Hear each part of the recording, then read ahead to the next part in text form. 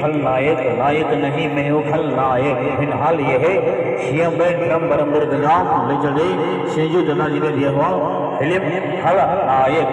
नायक नहीं खलनायक हूँ मैं, और इसकी को पेश कर दे सीएम बैंड की ओर से नायक नहीं खलनायक हूँ मैं।